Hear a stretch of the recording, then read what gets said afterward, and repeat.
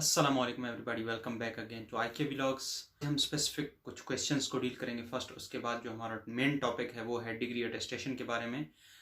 Weather ये attestation जो है वो एप्लीकेशन फिल करते हुए चाहिए या उसके बाद चाहिए, वो सारी डिटेल और अटेस्टेशन कैसे करानी है, इस चीज़ के बारे में भी आपको थोड़ा सा मैं गाइड करूँगा। लेकिन उससे पहले कुछ बहुत ही इंपॉर्टेंट क्वेश्चंस हैं, वो आप लोगों के साथ मैं डिस्कस करना चाहता हूँ। जैसे कि वो पासपोर्ट के बारे में काफ़ी क्वेश्चंस बार बार आ रहे हैं। although I have explained in previous videos as well, but still questions आ रहे हैं, तो दोबारा उसको मैं क्लियर एक दफ़ा फिर से कर देता हूँ। और दूसरा जो इम्पोर्टेंट क्वेश्चन आ रहा है वो है आइल्स के बारे में। तो आइल्स के बारे में भी मैं आप लोगों को क्लियर कर देता हूँ चीज़ों को। होपफुली आप लोगों को इसके बारे में क्लैरिटी आ जाएगी। और आप लोगों से गुजारिश है कि अगर हमारा चैनल अभी तक सब्सक्राइब नहीं किया है तो चैनल को सब्सक्राइब कर लें और साथ में बेल आइकन को भी क्लिक कर लें, क्योंकि अभी हमारी सीरीज़ स्कॉलरशिप के बारे में चलेगी जब तक कि स्कॉलरशिप ओपन होगी और जब तक एंड होगी। और कंटिन्यूसली ये प्रोसेस ऑफ कोर्स चलता रहेगा, interview and test and everything. तो हम भी इसी के बारे में मुसलसल वीडियोस बना के आपको इन्फॉर्मेशन देते रहेंगे इसके बारे में। तो आई होप कि आप सब लोगों को काफ़ी इन्फॉर्मेशन इससे मिलेगी और काफ़ी आपके लिए फ़ायदा होगा। तो जो मेन क्वेश्चन आ रहा था, सबसे पहले अगर मैं आइल्स की बात कर देता हूँ, तो आइल्स के लिए काफ़ी क्वेश्चन आ रहा है कि आइल्स चाहिए या नहीं चाहिए। सबसे पहले तो एक बात मैं आप लोगों को बता दूं कि यहाँ पे जो स्टडी होती है वो इंग्लिश लैंग्वेज में होती है। तो यहाँ की हंगेरियन लैंग्वेज को सीखने की ज़रूरत नहीं है। ऑफ कोर्स आपको क्लासेस लेनी पड़ती हैं यहाँ पे फर्स्ट 2 सेमेस्टर में, बट वो A1 लेवल या A2 लेवल तक ही आप पढ़ सकते हैं। उसके अलावा मज़ीद अगर आप पढ़ना चाहें तो पढ़ सकते हैं, बट उसके लिए कंपनसेशन आपको नहीं है। जो डिग्री होगी वो इंग्लिश स्टडीज़ होंगी, तो इस वजह से आपको यहाँ पे आइल्स तो नहीं चाहिए। 99% जो यूनिवर्सिटीज़ के जो फील्ड्स हैं या जो सब्जेक्ट्स हैं जिसमें आप लोग अप्लाई कर रहे हैं वहाँ पे नहीं चाहिए। तो इसलिए आपको वहाँ अपने पुराने कॉलेज यानी कि प्रीवियस जो आपकी इंस्टीट्यूट है, कॉलेज है, यूनिवर्सिटी है या जो भी है जहाँ पे भी आप पढ़ रहे हैं अभी, तो वहाँ से आपने इंग्लिश प्रोफिशिएंसी सर्टिफिकेट बनवाना है। और मैं आपको दिखा देता हूँ अपना इंग्लिश प्रोफिशिएंसी सर्टिफिकेट। ये तकरीबन अभी इसको 4 साल तो हो गए हैं, लेकिन फिर भी मैं आप लोगों को दिखा देता हूँ। ये इस तरह से थोड़ा सा दिखता है, अगर आप लोगों को नज़र आ रहा है थोड़ा सा। तो ये इंग्लिश प्रोफिशिएंसी सर्टिफिकेट था जो कि मैंने बनवाया था उस टाइम 2019 में। मैं यहाँ पे आया था तो 2018 में मैंने बनवाया था ये। तो इस तरह का इंग्लिश प्रोफिशिएंसी सर्टिफिकेट आपने भी यूनिवर्सिटी से या अपने कॉलेज से, कॉलेज जो भी है वहाँ से बनवा लेना है और इसी सर्टिफिकेट के ऊपर आपने अप्लाई करना है। लेकिन अप्लाई करते वक्त आपने जो टेम्पस पब्लिक फाउंडेशन की वेबसाइट होगी वहाँ पे ज़रूर चेक करना है। सब्जेक्ट में जाके जिस सब्जेक्ट में आप अप्लाई कर रहे हैं उसकी रिक्वायरमेंट आपने देखनी है। वहाँ पे जो है ना रिक्वायरमेंट दी होगी। अगर तो आइल्स या टोफल वगैरह दिया हुआ है तो आपको ऑब्वियसली चाहिए होगा, लेकिन 99% केसेस में ये नहीं होती रिक्वायरमेंट। तो नॉर्मल इंग्लिश प्रोफिशिएंसी सर्टिफिकेट से ही आपका काम चल जाता है और आपने यही बनवा लेनी है, दैट्स इनफ। अब उसके अलावा हमारे पास दूसरा क्वेश्चन बार बार आ रहा है पासपोर्ट के हवाले से कि हम अप्लाई करते वक्त पासपोर्ट हमें चाहिए या नहीं चाहिए। तो अप्लाई करते वक्त आपको पासपोर्ट भी नहीं चाहिए। पासपोर्ट की जो रिक्वायरमेंट है वो आपकी इनिशियल सिलेक्शन के बाद होती है। तो आप लोग अगर अभी आपके पास पासपोर्ट नहीं है तो आप अप्लाई फिर भी कर सकते हैं, लेकिन ये है कि जब इनिशियल आपकी सिलेक्शन हो जाएगी उसके बाद आपने पासपोर्ट बनवा लेना है और फिर उसके बाद आपके पास ऑप्शन होगा वहाँ पे अपलोड करने का। उसके बाद जब आपकी इनिशियल सिलेक्शन हो जाएगी उसके बाद आप वहाँ पे उसको अपलोड कर सकते हैं।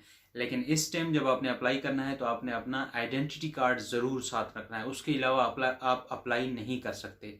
जो लोग अभी दिसंबर या जनवरी तक जो हैं वो 18 ईयर के होने वाले हैं, तो उनको चाहिए कि वो अपना कार्ड बनवा लें, जो स्टूडेंट कार्ड के तौर पे एक बनता है। जो 18 साल से कम उम्र के बच्चों के लिए भी एक कार्ड बन जाता है, बिल्कुल आईडी कार्ड की तरह ही होता है, जो कि 18 साल के बाद वो एज आ आईडी कार्ड ही यूज़ होता है। तो वो आप लोगों ने कार्ड ज़रूर बनवा लेना है, क्योंकि जब आपके पास पासपोर्ट नहीं होगा तो आपने अपना आईडी कार्ड यूज़ करना है। उसकी इशू डेट और एक्सपायरी डेट वो सारी चीज़ें वहाँ पे कंपलसरी फील्ड है, तो आप लोगों ने पहले से इसको तैयार कर लेना है। 15 नवंबर को अभी ये स्कॉलरशिप अनाउंस हो जाएगी, उसके बाद आप लोगों ने फॉर्म फिल करना भी शुरू कर देना है। ऑब्वियसली अपना आईडी कार्ड जो है वो अपना बनवा के रख लें या उसके बाद भी बनवा सकते हैं। ऑब्वियसली आपके पास ऑलमोस्ट 2 महीने होंगे अप्लाई करने के और ये सारी चीज़ें करने के, तो आप लोगों ने बनवा लेना है। अब हमारा मेन जो टॉपिक है उस पर हम आते हैं डिग्री अटेस्टेशन के बारे में। सबसे पहले मैं आपको क्लियर कर दूं कुछ चीज़ें कि डिग्री अटेस्टेशन आपको चाहिए कौन कौन सी। 2 ऑप्शंस हैं आपके पास। फर्स्ट तो ये है कि आप रिज़ल्ट कार्ड भी अटेस्ट करवा लें और डिग्री भी अटेस्ट करा लें। अदरवाइज़ अगर आपने ये दोनों चीज़ें नहीं करानी तो आप सिर्फ डिग्री जो है वो अटेस्ट करवा के भी आपका काम हो जाएगा इससे भी। अब डिग्री अटेस्ट कैसे?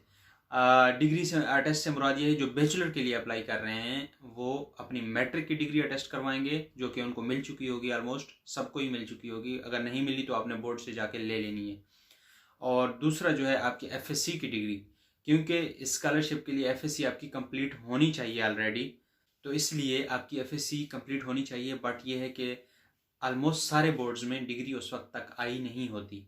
लाइक रिजल्ट तो सितंबर अक्टूबर में आ जाता है, लेकिन ऑब्वियसली नवंबर में डिग्री तो नहीं आ चुकी होती। इसलिए आप लोगों ने रिजल्ट भी अटेस्ट करवा सकते हैं उसका, या फिर आप उसकी वो बाद में मैं आपको बताऊंगा कि अर्जेंट डिग्री कैसे निकलवानी है, वो अर्जेंट डिग्री निकलवा के वो भी अटेस्ट कर सकते हैं। उसके अलावा जो मास्टर या पीएचडी के लिए अप्लाई कर रहे हैं उन्होंने अपनी बैचलर और मास्टर या अगर पीएचडी के लिए कर रहे हैं तो मास्टर की डिग्री, ये सारी चीज़ें अटेस्ट करवानी है। डिग्री अटेस्ट कराना कंपलसरी है, लेकिन ये डिग्री कब अटेस्ट करानी है ये मैं आप लोगों को एट दी एंड में बताऊंगा। लेकिन उससे पहले कि डिग्री अटेस्ट कैसे करवानी है स्टार्ट करूंगा मैं मैट्रिक से सबसे पहले, उसके बाद एफएससी और फिर मास्टर और पीएचडी, वो उनके लिए जो गाइडलाइन होंगी वो भी मैं आपको बताऊंगा। तो सबसे पहले आपने मैट्रिक और एफएससी की जो डिग्री है वो अटेस्ट कैसे करानी है। सबसे पहले आपने वैसे तो आजकल शायद ऑनलाइन सिस्टम भी होगा, लेकिन जब मैं गया था 2019 में तो उस वक्त मैंने जाके बोर्ड से खुद ही अटेस्ट करवाई थी। तो उसका तरीका ये होता है, आप लोगों ने अपने ओरिजिनल रिज़ल्ट कार्ड साथ लेके जाना है। जो भी आपके रिज़ल्ट कार्ड हैं, जो भी आपकी डिग्री है वो साथ लेके जाना है। उसके साथ एक फ़ोटो कापी करा के जानी है। ये सारी चीज़ें ले जाके आपने वहाँ पे बोर्ड में जाना है। वहाँ पे एक चालान फॉर्म होगा, जितनी भी फ़ी होगी उस बोर्ड की। अब बोर्ड टू बोर्ड ये वेरी करता है। जो फेडरल बोर्ड है उसकी 500 आई थिंक फ़ी है आजकल, उससे पहले कि 400 होती थी, आजकल शायद 500 फ़ी है उसकी। वो आपने चालान फिल करना है, आपने अपने ओरिजिनल डॉक्यूमेंट आई थिंक उनको दिखाने होंगे, और आपने उनको बताना है कि मैंने फॉरेन स्कॉलरशिप के लिए अप्लाई किया है, तो मेरी जो डिग्री है वो इन्वेलप में बंद करके दें। तो जो भी बोर्ड होंगे आपके वो इन्वेलप में आपको बंद करके सील करके आपको दे देंगे। और ये टाइम पीरियड वेरी करता है। फेडरल बोर्ड जो है वो तकरीबन 30 मिनट्स में आपको कर देता है, जो लाहौर बोर्ड है वो विद इन अ वीक कर देता है आपको, और इसी तरह डिफरेंट बोर्ड जो हैं वो उस हिसाब से अपने हिसाब से करके देते हैं आपको अटेस्टेशन। ये जो है आपकी फ़ोटो कापी अटेस्ट होगी। अब ओरिजिनल रिजल्ट कार्ड अटेस्ट नहीं होगा बोर्ड से, सिर्फ फ़ोटो कापी अटेस्ट होगी। अब आपने ये इन्वेलप लेके आईबीसीसी जाना है। आईबीसीसी जो कैपिटल सिटीज़ हैं वहाँ पे मौजूद हैं, तो आपने आईबीसीसी जाके अपनी ओरिजिनल डिग्री साथ ले जाके, आईडी कार्ड साथ ले जाके, और वो जो इन्वेलप बंद होगा वो साथ ले जाके आपने उसकी अटेस्टेशन के लिए अप्लाई करना है। अब जो आईबीसीसी होगी उसकी जो फ़ी है वो मैं आपको बता देता हूँ। इस टाइम जो उसकी फ़ी है वो 1200 पर डॉक्यूमेंट चल रही है। जब हम लोगों ने आई थिंक अटेस्ट कराया था तो उस वक्त 400 चल रही थी, और इस टाइम 1200 पर डॉक्यूमेंट फ़ी है। और आप लोगों ने ये फ़ी जमा करानी है और अपने डॉक्यूमेंट्स देने हैं, इन्वेलप भी देना है और ओरिजिनल डॉक्यूमेंट्स भी आपने साथ देने हैं। वो यूजुअली 1 दिन का टाइम लेते हैं। अब जो आपकी डिग्री वो अटेस्ट होगी वो ओरिजिनल डिग्री अटेस्ट होगी। वो जो इन्वेलप आपने दिया था, जो बोर्ड से अटेस्ट करा के दिया था, वो इन्वेलप वो अपने पास रख लेंगे और वो आपको आपकी डिग्री की बैक साइड के ऊपर अटेस्टेशन कर देंगे। मैं ये आपको थोड़ा सा बता देता हूँ कि किस तरह की अटेस्टेशन होती है। अब अगर ये आप लोग देख सकते हैं यहाँ पे आईबीसीसी लाहौर, और ये सारी अटेस्टेशन है इसकी, ये अटेस्टेशन है आईबीसीसी। ये अटेस्टेशन हो जाएगी। उसके बाद लास्ट स्टेप रह जाता है, वो है मूफा से अटेस्टेशन करानी है, यानी मिनिस्ट्री ऑफ फॉरेन अफेयर से।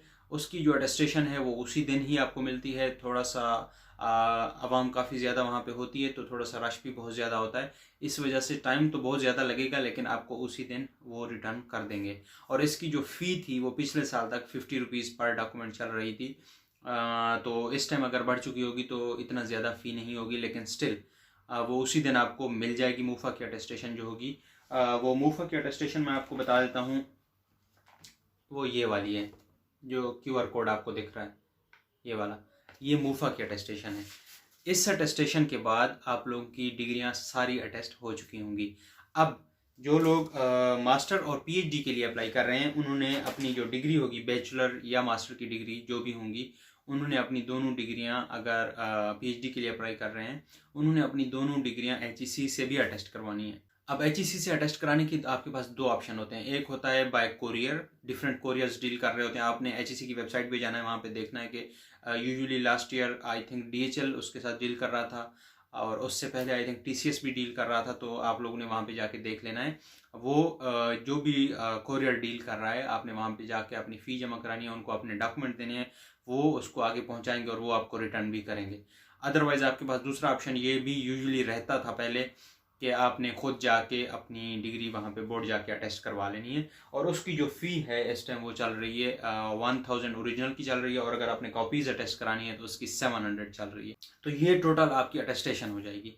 लेकिन ये अटेस्टेशन जो है अभी आपको नहीं करवानी है। अगर आप करवाना चाहते हैं तो करवा सकते हैं, लेकिन ये अटेस्टेशन जो है टोटली ये आपको चाहिए इनिशियल सिलेक्शन के बाद। यानी कि आपकी इनिशियल सिलेक्शन जब हो जाएगी, उसके बाद जब आपकी फाइनल सिलेक्शन होने वाली होगी, उससे पहले आपने कोशिश करना है कि ये डिग्रियां सारी अटेस्ट करवा लेनी है, क्योंकि फाइनल सिलेक्शन के बाद आपके पास इतना टाइम नहीं होगा कि आप ये सारी अटेस्टेशन करवा सकें। तो आप लोगों ने उससे पहले कोशिश करनी है कि ये अटेस्टेशन करवा लेनी है उसके बाद, ताकि आप जल्दी से जल्दी वीज़े के लिए अपॉइंटमेंट ले लें और वीज़े के लिए अप्लाई कर दें। तो ये सारी चीज़ें होपफुली आपको समझ आ चुकी होंगी कि कैसे अटेस्टेशन करानी है और कितने चार्जेस इसमें लगते हैं। और दूसरा आइल्स और पासपोर्ट के बारे में भी मैंने आपको बता दिया है, काफ़ी क्वेश्चंस उसमें आ रहे थे। लेकिन अगर स्टिल आपके क्वेश्चंस हैं तो आप कमेंट करके यहाँ पे बता सकते हैं, और मुझे इंस्टाग्राम पे आप फॉलो कर सकते हैं, वहाँ पे क्वेश्चन कर सकते हैं। Hopefully I will try my best to reply you as well.